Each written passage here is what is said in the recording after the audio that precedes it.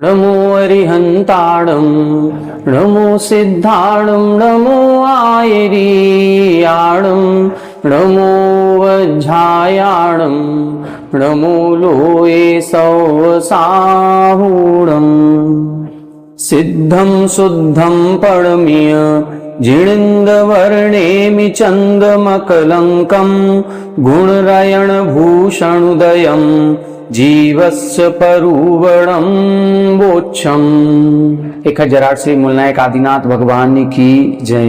1008 श्री गोमटेश्वर बाहुबली भगवान की जय। द्वासांग जिनवाणी माता की जय। आचार्य श्रेष्ठ आचार्य गुरुवर श्री 108 नेमिचंद्र सिद्धांत चक्रवर्ती महाराज की जय। आचार्य श्रेष्ठ आचार्य गुरुवर श्री 108 विद्यासागर जी महामुनि राज की जय। तीर्थ चक्रवर्ती जगत पूज्य निर्यापक श्रमण मुनि पुंगव श्री 108 सुधा सागर जी महाराज की जय। समस्त मुनि संघ की जय। आलोक मोदी स्वाध्याय सुधा यूट्यूब चैनल पर आप सभी दर्शकों का एक बार पुनः हार्दिक स्वागत, हार्दिक अभिनंदन। श्री गोमटसार जी ग्रंथराज की स्वाध्याय श्रृंखला में हम सभी 14 मार्गणाओं के अंतर्गत काय मार्गणा पर विस्तार से चर्चा कर रहे हैं। काय मार्गणा के अंतर्गत 5 स्थावर कायिक और 1 त्रसकायिक, ऐसे 6 प्रकार के जीवों के स्वरूप के बारे में चर्चा चल रही है। इस चर्चा के दौरान हम सभी ने पृथ्वी, जल, अग्नि और वायु, इन 4 प्रकार के जो धातु रूप स्थावर कायिक जीव होते हैं, इनके भेदों को, इनके स्वरूपों को समझने के उपरांत फिर वनस्पति कायिक जीवों के भेद प्रभेद और उनके स्वरूप और उनकी पहचान कैसे होती है, इस पर विस्तार से चर्चा की थी। पूर्व 2-3 कक्षाओं से जो वनस्पति कायिक जीव हैं, उनमें जो साधारण वनस्पति या प्रत्येक वनस्पति है, प्रत्येक वनस्पति में भी सप्रतिष्ठित और अप्रतिष्ठित प्रत्येक हैं, ये जीव कौन कहलाते हैं और ये जीव कहाँ पाए जाते हैं, कौन सी वनस्पति को हम सप्रतिष्ठित कहें, कौन सी वनस्पति को हम अप्रतिष्ठित कहें, वनस्पति या किसी भी पौधे का कौन सा भाग साधारण जीवों से सहित होता है और कौन सा भाग साधारण जीवों से सहित नहीं होता है, इत्यादि विषयों पर अपनी विस्तार से चर्चा हुई है। कल की कक्षा में हमने साधारण वनस्पति पर विस्तार से चर्चा की थी, जिसमें इन्होंने ये बताया था कि साधारण जीव किसे कहते हैं या एक साधारण शरीर क्या कहलाता है। तब इधर इन्होंने स्पष्ट किया था कि नाम कर्म के अंतर्गत 2 प्रकार की कर्म प्रकृतियां हैं, एक साधारण नाम कर्म और एक प्रत्येक नाम कर्म। जब साधारण शरीर नाम कर्म का उदय होता है तो इस जीव को ऐसा शरीर प्राप्त होता है जिस शरीर की अनंत आत्माएं स्वामी होती हैं। शरीर एक होता है लेकिन उसकी जो स्वामी आत्माएं हैं वो अनंतानंत होती हैं। ऐसे शरीर को हम निगोद शरीर कहते हैं। निगोद का मतलब ही होता है एक ही शरीर में एक आवास स्थान पर जहां अनंतानंत जीव आकर के निवास करते हैं, उसको हम निगोद स्थान कहते हैं। इनको साधारण क्यों कहा जाता है, तब इधर इन्होंने बताया था कि इन सभी अनंतानंत जीवों का जो आहार होता है वो भी सामान्य होता है, इनका जो श्वासोच्छ्वास होता है वो भी सामान्य होता है, इनका जो जन्म और मरण होता है वो भी एक साथ ही होता है। ये जितने भी एक शरीर में अनंतानंत जीव होते हैं, ये एक साथ ही जन्म लेते हैं और एक साथ ही मरण करते हैं। एक शरीर जो होगा या तो वो पर्याप्तक ही होगा या वो लब्ध पर्याप्तक ही होगा, और यदि वो शरीर पर्याप्तक है तो उस पर्याप्तक शरीर में जितने भी जीव होंगे वो अनंतानंत सभी जीव पर्याप्तक नाम कर्म वाले ही होंगे। ऐसा नहीं है कि अनंतानंत जो पर्याप्तक नाम कर्म वाले जीव हैं उनके बीच में कोई अपर्याप्त नाम कर्म वाला हो जाएगा। यदि अपर्याप्तक नाम कर्म वाला हो जाएगा तो उस जीव का मरण पहले होगा, बाकी जीवों का मरण बाद में होगा। तो ऐसी व्यवस्था एक शरीर के अंतर्गत नहीं बनती। जो शरीर मिलेगा उस शरीर की जो अनंत आत्माएं स्वामी हैं वो सभी एक साथ ही जन्म लेती हैं और एक साथ ही मरण करती हैं। इसीलिए यदि पर्याप्तकों में जन्म होगा तो सारे जीव पर्याप्तक ही होंगे, और यदि अपर्याप्तकों में होगा तो सारे जीव अपर्याप्तक ही होते हैं। इस प्रकार से अपन ने साधारण जीवों के स्वरूप को समझा था। फिर इसके बाद उन्होंने ये बताया था कि जो ये साधारण जीव होते हैं ये किस प्रकार से अवस्थित होते हैं। तो इनके अवस्थान के संबंध में इन्होंने 2 गाथाएं लिखी थी, जिसमें एक में वो अवस्थान बताया था, उन अवस्थान के या आवास स्थान के नाम क्या है वो बताए थे, और दूसरी गाथा में उसका उदाहरण के साथ स्पष्टीकरण दिया गया था। जैसे अपना मध्यलोक है, उस मध्यलोक में असंख्यात द्वीप समुद्र हैं, उन असंख्यात द्वीप समुद्रों में एक जम्बू द्वीप है, हम लोग उस जम्बू द्वीप में रहते हैं। उस जम्बू द्वीप में भी 7 क्षेत्र हैं, उन 7 क्षेत्रों में हम भरत क्षेत्र में रहते हैं। उस भरत क्षेत्र में भी 6 खंड होते हैं, उसमें हम आर्यखंड में रहते हैं। उस आर्यखंड में भी अनेक देश विदेश हैं, लेकिन हम भारत देश में रहते हैं। भारत देश में भी अनेक राज्य हैं, हम उत्तर प्रदेश में रहते हैं। उसमें भी कई सारे जिले हैं, लेकिन हम ललितपुर जिले में रहते हैं। उसमें भी कई सारे मकान घर आदि बने हुए हैं, जिनमें से एक किसी कॉलोनी के किसी घर में हम रहते हैं। इसी प्रकार से ये जो साधारण शरीर वाले जीव होते हैं, इनमें सबसे स्थूल जो होता है उसको हम स्कंध कहते हैं। ये स्कंध कितने होते हैं? असंख्यात लोक प्रमाण स्कंधों की संख्या है, और जितने स्कंध हैं उनमें एक एक स्कंध में, प्रति एक स्कंध में असंख्यात लोक प्रमाण अंडर होते हैं, और फिर एक एक अंडर में असंख्यात लोक प्रमाण आवास होते हैं, और फिर उन आवास में असंख्यात लोक प्रमाण पुलवी होती हैं, और उन पुलवियों में असंख्यात लोक प्रमाण देह यानी शरीर होता है।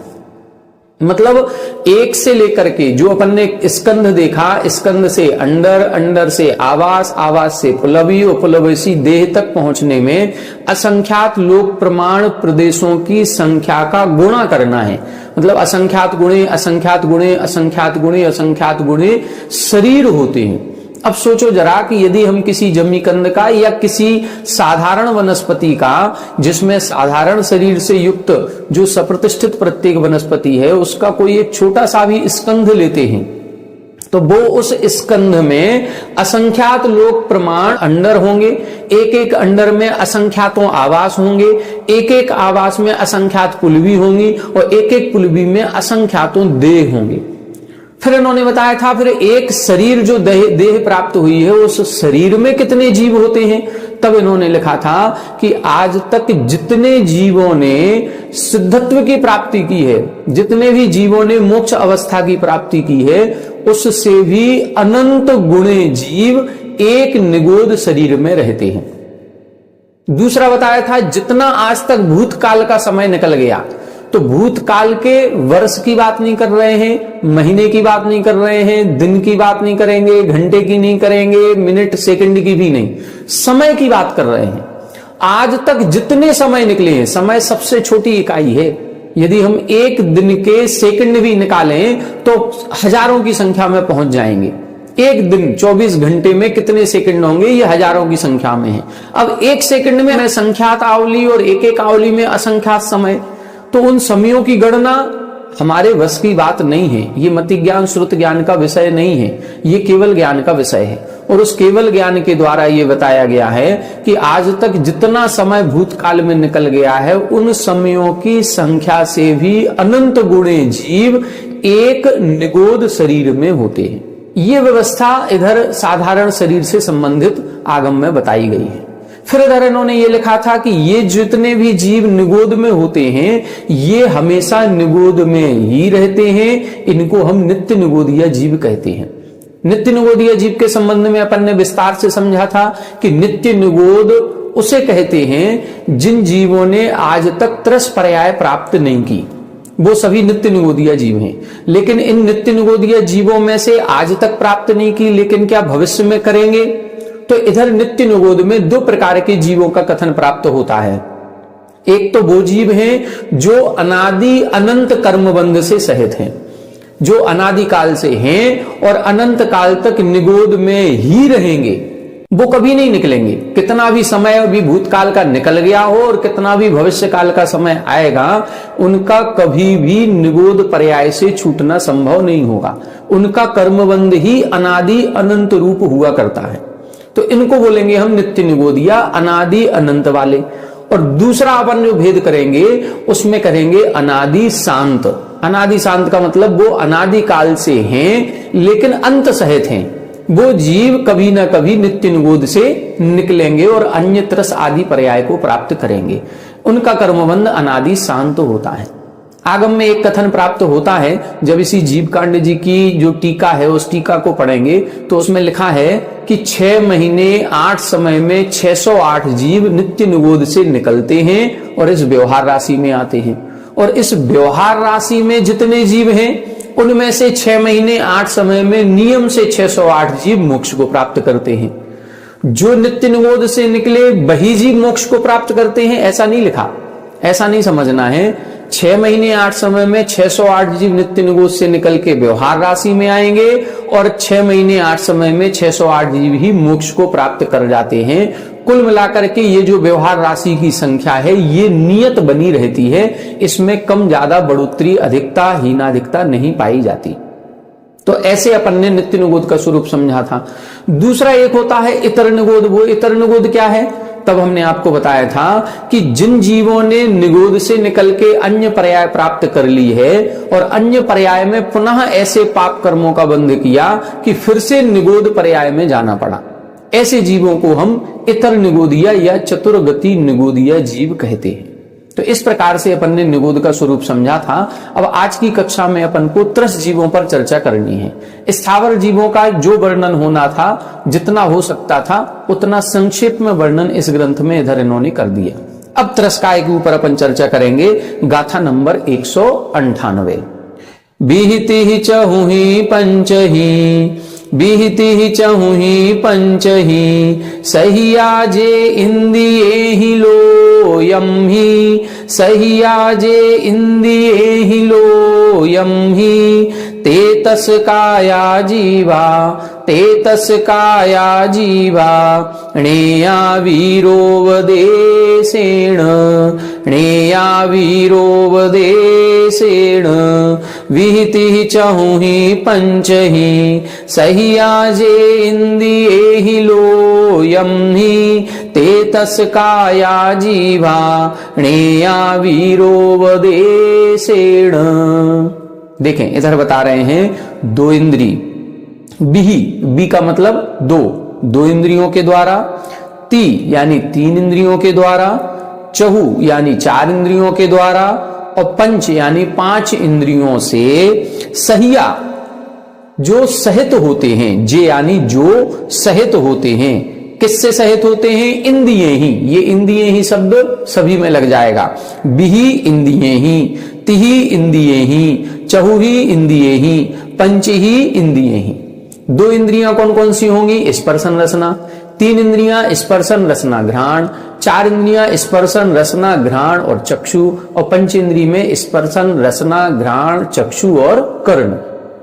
तो इस प्रकार से 2 इंद्रियों से, 3 इंद्रियों से, 4 इंद्रियों से और पंचेंद्रियों से सहित जो जीव लोयम ही इस लोक में पाए जाते हैं, ते तस काया जीवा, उनको त्रस कायिक जीव जानना चाहिए। इणया यानी जानना चाहिए। ऐसा किसने कहा? वीरोपदेशेण, ऐसे महावीर भगवान के उपदेश से प्राप्त हुआ है। जो अंतिम तीर्थंकर हमारे वर्धमान स्वामी जी हुए हैं, ऐसे महावीर भगवान की दिव्य ध्वनि में उन्होंने अपने केवल ज्ञान से और सर्वज्ञता रूपी गुण के माध्यम से इन तीनों लोकों की बात को जाना है। और उन्होंने ये बताया है कि इस लोक में इतने इतने प्रकार के जीव होते हैं। तो उन जीवों में जो 2 इंद्रिय, 3 इंद्रिय, 4 इंद्रिय और पंचेंद्रिय जीव हैं, उनको त्रसजीव जानना चाहिए। ये त्रसजीव कहाँ रहते हैं, इनका निवास स्थान कहाँ होता है, इसके संबंध में अगली गाथा लिख रहे हैं। देखें, ओववाद मारणंतीय, ओववाद मारणंतीय, परिणद तस मुज्जीऊण शेष तसा, परिणद तस मुज्जीऊण शेष तसा, तसणालिवाहिरम्य, तसणालिवाहिरम्य, णथित्ति जिणे हिणे दिठम, णथित्ति जिणे हिणे दिठम, ओववाद मारणंतीय, परिणद तस मुज्जीऊण शेष तसा, तसणालिवाहिरम्य, णथित्ति जिणे हिणे दिठम। देखें यहां बता रहे हैं उपवाद मारणंतीय परिणत, उपपाद से परिणत और मारणंतीय यानी मारणांतिक समुद्घात से परिणत, तसम उज्जीवूण, त्रस जीवों को छोड़ करके, उज्जीवूण का मतलब छोड़ करके, शेष तसा, शेष जो बचे हुए त्रस जीव हैं वो सभी त्रस जीव तसनाली वाहिरम्य, जो त्रस नाली है वो त्रस नाली से बाहर के स्थान पर णत्थिति नहीं पाए जाते हैं। ऐसा जिने ही निदिठम, ऐसा जिनेन्द्र भगवान ने कहा है। देखें अपने जिनागम में जो 3 लोक की रचना बताई गई है, उस 3 लोक की रचना में जो 3 लोक का स्वरूप है वो 14 राज उतंग नभ, ऐसा कहा जाता है कि इसकी लंबाई जो है वो 14 राजू प्रमाण होती है। अब ये जो 14 राजू प्रमाण लंबाई है, इसकी चौड़ाई यदि देखेंगे तो उत्तर दक्षिण में क्या है, ऊपर सिद्धशिला के पास 1 राजू चौड़ा है, फिर ऊर्ध्वलोक में ब्रह्म स्वर्ग के पास 5 राजू चौड़ाई है, फिर मध्यलोक में घट जाएगी और मध्यलोक में 1 राजू प्रमाण चौड़ाई है, और फिर नीचे अधोलोक में 7 राजू प्रमाण चौड़ाई है। इसको लोक पुरुष संठान कहा गया। मतलब जो ये लोक है ये पुरुष की आकृति का है। यदि हम ऐसे कमर पर हाथ रख करके और ऐसे दोनों हाथ रख लें और पैर फैला लें तो फिर जो आकृति बनेगी वो लोक की आकृति बन जाती है, क्योंकि ये कोहिनी का जो भाग यहाँ का बनेगा ये 5 राजू का, जो गर्दन का भाग बनेगा वो 1 राजू का, फिर कमर का भाग 1 राजू का, और पैर फैले हुए हैं तो 7 राजू का। पूर्व पश्चिम में कैसा है, वो सर्वत्र 7 राजू प्रमाण है। अब इसी लोक के बिल्कुल मध्य में, मतलब ऊपर जो सिद्धशिला के पास 1 राजू चौड़ाई है और मध्य लोक के पास भी 1 राजू चौड़ाई है, इसी 1 राजू चौड़ी और 1 राजू मोटाई वाली या गहराई वाली और 14 राजू लंबी एक बिल्कुल बीचों बीच एक पिलर जैसी आकृति बनती है। उस आकृति को हम लोक नाड़ी या त्रस नाड़ी कहते हैं। क्या कहते हैं? लोक नाड़ी या त्रस नाड़ी कहते हैं। तो यहां पर इनका कहना यह है कि जितने भी त्रस जीव हैं वो त्रस जीव इसी त्रस नाड़ी में पाए जाते हैं। वास्तविकता में जब अपन देखेंगे तो लोक नाड़ी और त्रस नाड़ी ये 2 अलग अलग शब्द हैं और दोनों शब्दों में थोड़ी सी भिन्नता पाई जाती है। लोक नाड़ी पूरी 14 राजू लंबी होती है, ऊपर के बात वलय से लेकर के नीचे के बात वलय तक 1 राजू चौड़ी और 1 राजू गहरी, 14 राजू लंबी, ये लोक नाड़ी होती है। लेकिन जो त्रस नाड़ी होती है, त्रस नाड़ी कुछ कम 13 राजू की होती है। त्रस नाड़ी कितनी होती है? कुछ कम 13 राजू की। ये कुछ कम क्यों कर देते हैं? यहां पर त्रस जीवों के अवगाहन की बात की जा रही है कि त्रस जीव कहां कहां पाए जाते हैं। देखो स्थावर जीव जो है, 5 स्थावर हमने बताया था कि 5 स्थावरों में सूक्ष्म बादर का भेद है और सूक्ष्म 5 स्थावर पूरे 3 लोकों में पाए जाते हैं। तो स्थावर जीव, एक इंद्रिय जीव तो 3 लोकों में हो गए। वो त्रसनाड़ी लोक नाड़ी में भी है और बाहर का जो निष्कुट क्षेत्र होता है उन निष्कुट क्षेत्रों में भी है। लेकिन जो त्रसजीव होते हैं, जिनको हम 2 इंद्रिय, 3 इंद्रिय, 4 इंद्रिय या पंचेंद्रिय जीव कहते हैं, ये चारों प्रकार के जीव, ये जो त्रसजीव हैं, ये त्रसजीव उस लोक नाड़ी के बाहर नहीं पाए जाते। जो निष्कुट क्षेत्र बने हुए हैं 4, 2 ऊर्ध्वलोक में और 2 नीचे अधोलोक में, यहां पर कोई भी त्रसजीव नहीं होते। ये केवल लोक नाड़ी में ही रहते हैं। लेकिन जब अपन गहराई से अध्ययन करेंगे तो लोक नाड़ी तो है 14 राजू की और त्रस नाड़ी होती है कुछ कम 13 राजू की। 13 राजू की कैसे हो जाती है? हमने कल भी आपको कक्षा में बताया था, जो एक 7वीं पृथ्वी के नीचे 1 राजू का स्थान होता है, उस 1 राजू के स्थान में एक भी त्रसजीव नहीं होता। वहां केवल 5 स्थावर ही स्थावर होते हैं, जिसको हम कलंकला भूमि भी कहते हैं अथवा निरोध स्थान भी कहते हैं। तो वहां पर केवल स्थावर जीव हैं, त्रसजीव नहीं है। इसीलिए 1 राजू का स्थान वो कम हो गया। तो अब कुल कितना बचा? 13 राजू। अब 13 राजू में भी सर्वत्र त्रसजीव नहीं होते, उसमें भी कुछ स्थान छूट जाता है। कुछ स्थान ऊपर की तरफ छूटा है, कुछ स्थान नीचे की तरफ छूटा है। इसीलिए लिखा कुछ कम 13 राजू। ये कुछ कम कितना होता है? तो इसके लिए एक संख्या आती है 32, 16, 22, 41 सही 2/3 धनुष। ये धनुष में अपन को प्रमाण निकालना है। ये 8 अंक दिए हैं, 32, 16, 22, 41। इतने धनुष, अब इस संख्या को पढ़ करके देखेंगे तो लगभग 3 करोड़ 21 लाख ऐसा कुछ अपनी संख्या निकलेगी। उसको अंकों में देख लें, 32, 16, 22, 41 सही 2/3 धनुष। अब ये धनुष प्रमाण कैसे निकलता है, तो इसके लिए अपन ऐसे देखेंगे कि जो 7वीं भूमि होती है वो 7वीं भूमि 8000 योजन मोटी होती है, और उस 7वीं भूमि में जो नारकी जीव होते हैं वो बिल्कुल बहुमध्य भाग में होते हैं। पूरे 8000 योजन भूमि में नारकी जीव नहीं है, केवल बहुमध्य भाग में होते हैं।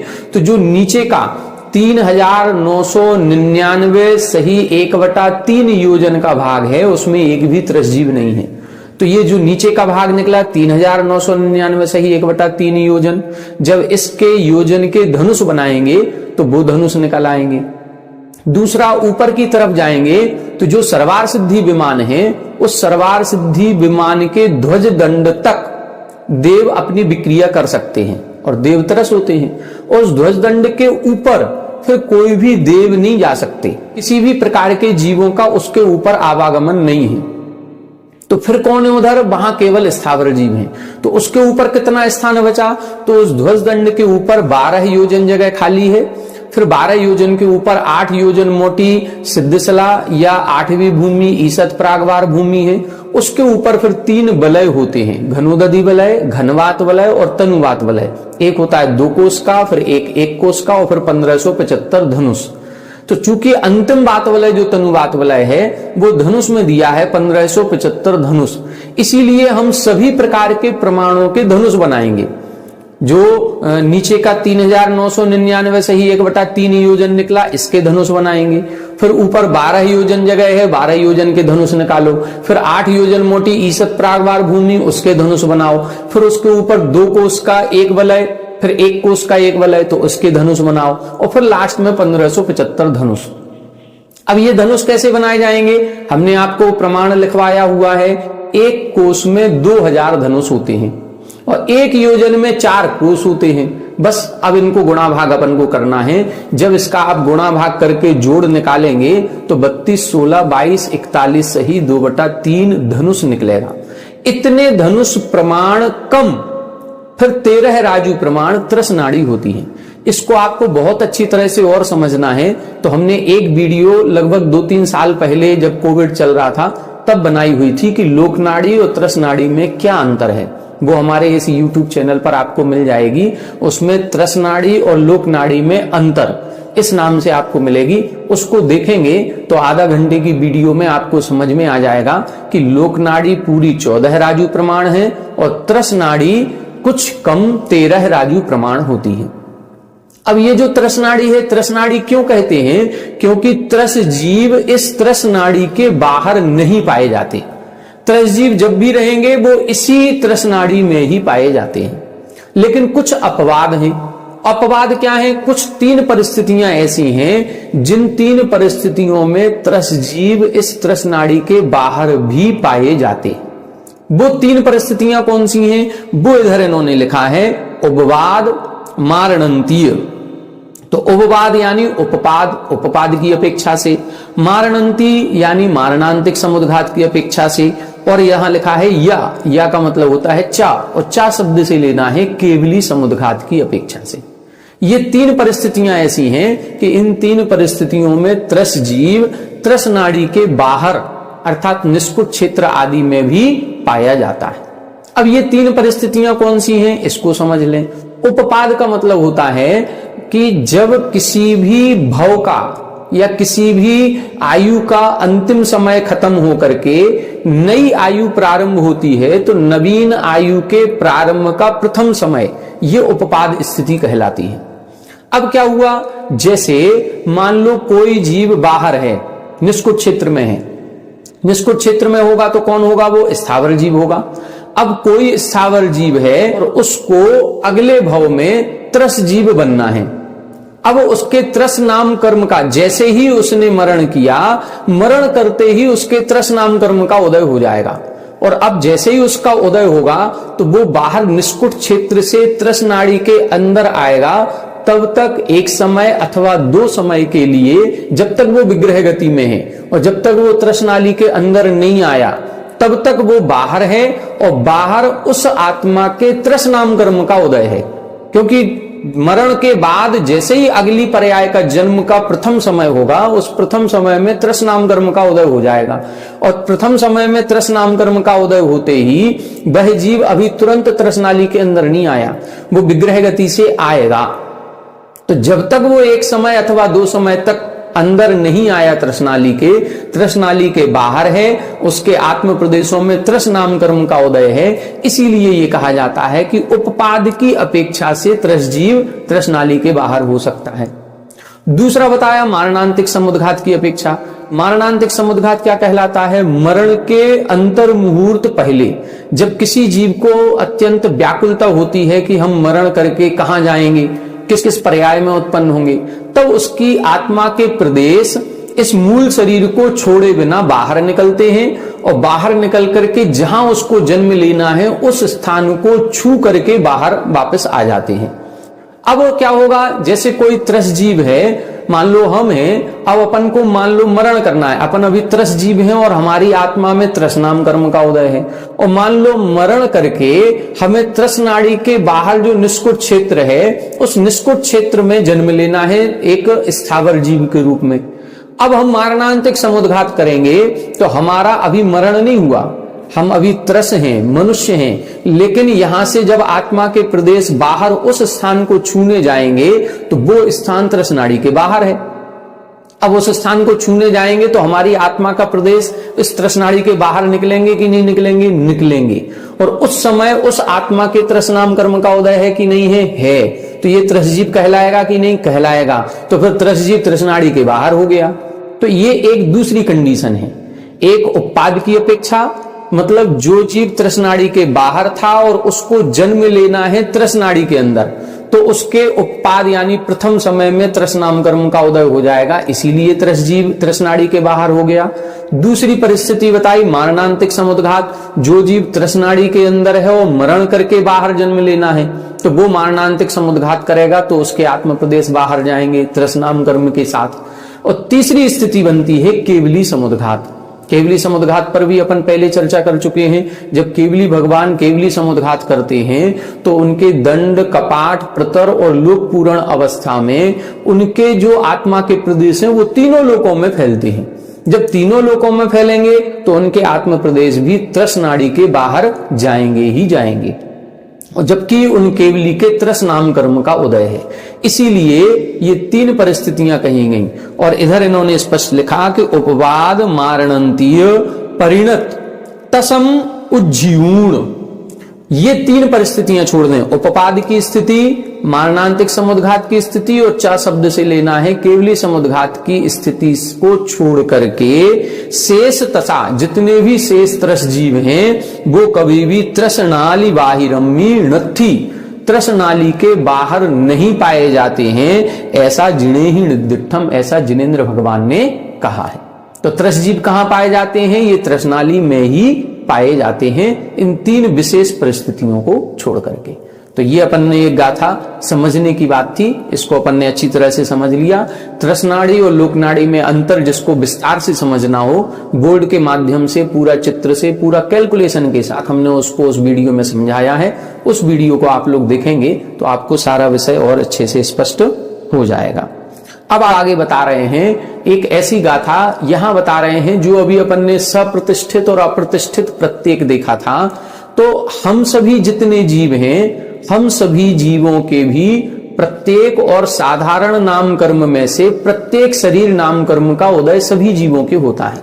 जितने 2 इंद्री, 3 इंद्री, 4 इंद्री, 5 इंद्री जीव हैं, हम सभी के कौन सा शरीर नाम कर्म का उदय है? प्रत्येक शरीर नाम कर्म का उदय है। ठीक है। अब ये अपन को देखना है कि हमारा जो प्रत्येक शरीर है ये सप्रतिष्ठित है कि अप्रतिष्ठित है।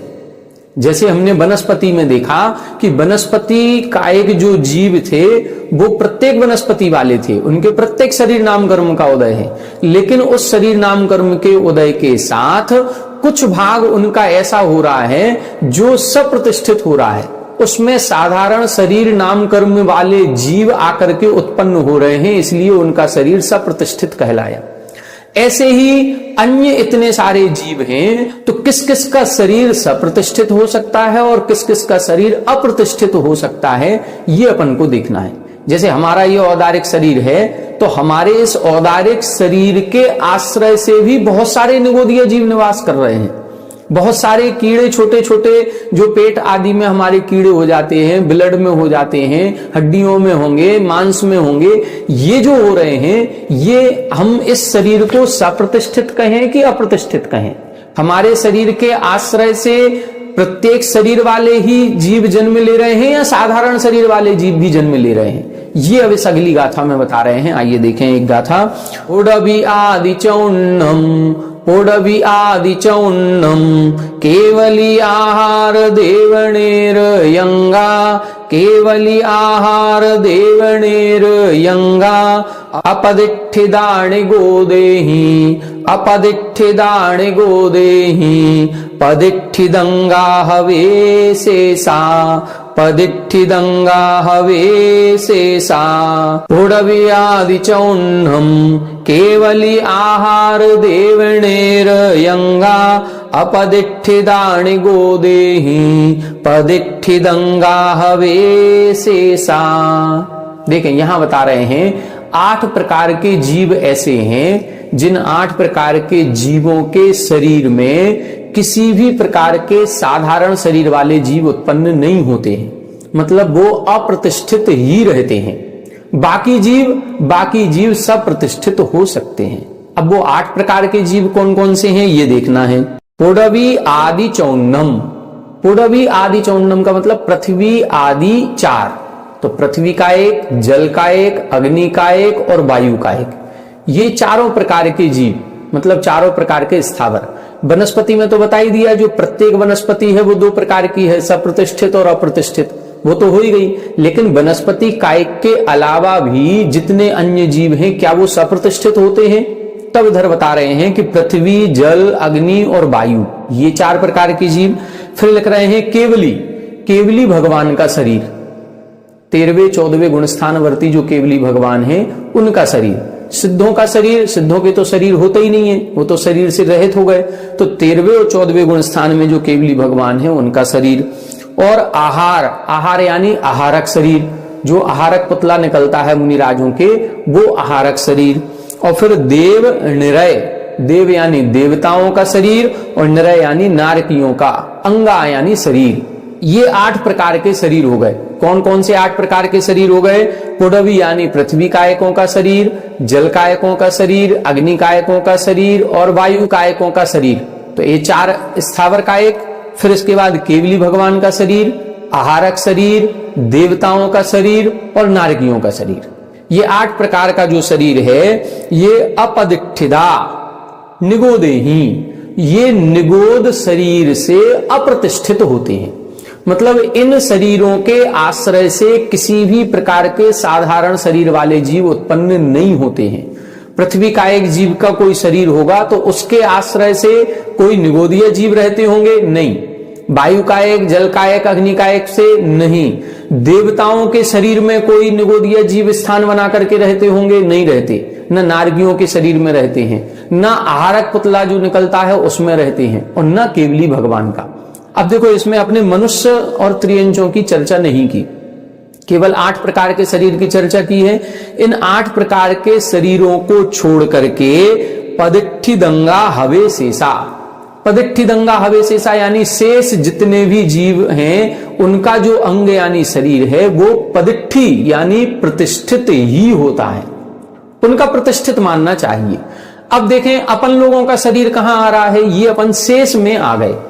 देव अपन है नहीं, नारकी अपन है नहीं, पृथ्वी, जल, अग्नि, वायु अपन है नहीं, तो ये 4 स्थावर निकल गए और देव नारकी निकल गए। अब कौन कौन बचे? 2 इंद्रिय जीव, 3 इंद्रिय जीव, 4 इंद्रिय जीव और पंचेंद्रिय जीवों में पंचेंद्रिय त्रियंच और पंचेंद्रिय मनुष्य। अब जो अपन पंचेंद्रिय मनुष्य हैं, इन पंचेंद्रिय मनुष्यों में केवली भगवान को छोड़ दें। अपन सभी का जो शरीर होता है ये औदारिक शरीर होता है, और आप सभी ने पढ़ा होगा, सुना होगा कि जिस समय केवल ज्ञान की प्राप्ति होती है उस समय केवली भगवान का शरीर औदारिक से परमौदारिक हो जाता है।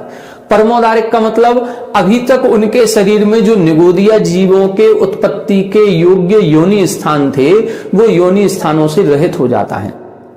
निगोदिया जीवों से भी रहित हो जाएगा और उनके योनि स्थान से भी रहित हो जाएगा।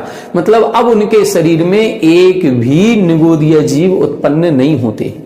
इसीलिए परमोदारिक शरीर उनका हो जाता है और इसीलिए उनका जो शरीर है वो अप्रतिष्ठित प्रत्येक कहलाएगा। लेकिन हम सभी का जो शरीर है, अपन जितने भी मनुष्य हैं, जितने भी 2 इंद्री, 3 इंद्री, 4 इंद्री और पंचेंद्री त्रियंच हैं, इन सभी का जो शरीर है ये सब प्रतिष्ठित मानना चाहिए। अब हमारे शरीर में भी कुछ स्थान ऐसे होंगे, मांस आदि है, खून आदि है, जिन मांस के कणों में, खून के कणों में अन्य साधारण शरीर वाले निगोदिया जीव उत्पन्न हो रहे होंगे और एक शरीर में अनंतानंत जीव होंगे। अनंतानंत होते ही हैं। तो फिर एक शरीर में अनंतानंत जीव हैं और उस साधारण शरीर से सहित ये हमारा प्रत्येक शरीर है। इसीलिए हमारा ये प्रत्येक शरीर भी सप्रतिष्ठित प्रत्येक कहलाएगा। एक प्रकार से अब अपन को ऐसा समझना है कि सप्रतिष्ठित अप्रतिष्ठित का भेद केवल वनस्पतियों में नहीं है। वनस्पतियों में तो अपन ने इसीलिए कह दिया क्योंकि वनस्पतियां कुछ अप्रतिष्ठित भी होती हैं, कुछ सप्रतिष्ठित भी होती हैं, इसीलिए 2 भेद कर दिए। वास्तविकता में हमारे जो 2 इंद्री, 3 इंद्री, 4 इंद्री और पंचेंद्री त्रियंच और हम मनुष्य हैं, इनका शरीर भी सप्रतिष्ठित होता है। ये अपन को समझना चाहिए। ये स्पष्ट इस गाथा में लिख दिया। इस प्रकार से आज अपन ने इस ग्रंथ की 200 गाथाएं पूर्ण कर ली। ये हमारे लिए बहुत बड़ी बात है कि इतना बृहद काय ग्रंथ को भी अपन अपूर्णता की ओर आगे बढ़ रहे हैं। पहले हमें बहुत कठिन लग रहा था कि कैसे करेंगे। इसके पूर्व भी जब हमने पुरुषार्थ सिद्धि उपाय जो ग्रंथ है, उस ग्रंथ में भी 226 श्लोक हैं और 226 श्लोक को पढ़ाते पढ़ाते किसी क्लास में 1 गाथा होती थी, किसी में 2 श्लोक हो रहे हैं, किसी में 3 श्लोक हो रहे हैं। करते करते लगभग 125 वीडियोज में जाकर के वो ग्रंथ पूरा हुआ था। और उस 125 को करने में चूंकि हम नियमित रूप से नहीं कर पाते हैं, तो लगभग हमको साल भर का समय लग गया था। इसी प्रकार से पहले सर्वार सिद्धि किए, तो सर्वार सिद्धि भी एक बृहद काय ग्रंथ था और उस बृहद काय ग्रंथ को करने में भी 2 साल लगे। आज अपन लोगों ने जीवकांडी ग्रंथ शुरू किया है और इस जीवकांडी ग्रंथ को प्रारंभ करके आज अपन 200 गाथाओं तक पहुंच गए हैं। अब ऐसा लगने लगा है कि इस वर्ष आपके कोर्स में 300 गाथाएं हैं, 100 गाथाएं और शेष हैं और शीघ्रता से वो 100 गाथाएं भी पूरी हो जाएंगी। आप लोगों के लिए हो या ना हो, हमारे लिए ये बहुत बड़ी बात है, क्योंकि बिना किसी स्वार्थ के निस्वार्थ भाव से इस कार्य को करना और प्रतिदिन इसके लिए एक समय देना हमारे लिए एक बहुत बड़ी बात है। क्योंकि बिना प्रोत्साहन के, बिना किसी स्वार्थ के किसी कार्य में निरंतर लगे रहना, ये निश्चित रूप से पूज्य मुनि श्री के निर्देश और उनके आशीर्वाद का ही प्रतिफल है। पूज्य महाराज श्री का कहना है कि YouTube पर सारे ग्रंथ होने चाहिए। कई बार महाराज श्री जिज्ञासा समाधान में बोलते हैं कि आप YouTube खोलेंगे और आपको पढ़ाते हुए कोई ना कोई मिलेगा। तो हमारा सोच ये है कि ये होना चाहिए। अब जब भी आप लोग कोई भी ग्रंथ पढ़ना चाहें तो वो ग्रंथ YouTube पर उपलब्ध होना चाहिए। और जितनी हमारी सामर्थ्य है, जो ग्रंथ हम पढ़ा सकते हैं, जिस ग्रंथ में हमारी पकड़ है और हम जिसका ज्ञान रखते हैं, वो ग्रंथ को हम भी ये चाहते हैं कि पूज्य मुनि श्री का जैसा आशीर्वाद और निर्देश प्राप्त है, हम यदि कुछ कर सकते हैं तो YouTube पर हम सारे ग्रंथों को अपलोड कर दें। और एक दिन ऐसा जरूर आएगा कि 12 वर्षीय पाठ्यक्रम के माध्यम से जो जो ग्रंथ पढ़ाने में जो सिलेबस में आए हुए हैं, वो एक दिन आपको सारे के सारे इस YouTube पर उपलब्ध होंगे और आप कभी भी, कहीं भी, किसी भी समय बैठ करके केवल मोबाइल खोलना है और अपने ग्रंथ का स्वाध्याय कर सकते हैं। तो आज ये एक बहुत बड़ी उपलब्धि अपन सभी को प्राप्त हुई है। 200 गाथाएं हो गई हैं। धीरे धीरे करके ये 700-800 गाथाओं का ग्रंथ है, इसको भी अपन पूर्ण करेंगे। बस आप लोग पढ़ते रहिए, क्योंकि आप लोग जब पढ़ते हैं और जब हमें उस YouTube में आपके व्यू नजर आते हैं, आपके कमेंट्स नजर आते हैं, तो एक अलग प्रोत्साहन मिलता है और ऐसा लगता है कि हाँ, आप लोग पढ़ रहे हैं और आप हमारी वीडियोस का इंतजार कर रहे हैं। तो हमें भी इस काम में निरंतर लगे रहना है। और ये आपके जो बार बार कमेंट्स और आपके फोन आते हैं, मैसेज आते हैं, ये हमको प्रोत्साहित करते हैं इस काम को करने के लिए। तो आप हमारा साथ देते रहिए। इसी प्रकार से अपन आगे की गाथाओं को आगे पढ़ेंगे और आप सभी हमारे साथ बने रहें। आज की कक्षा में इतना ही। सभी को जय जय।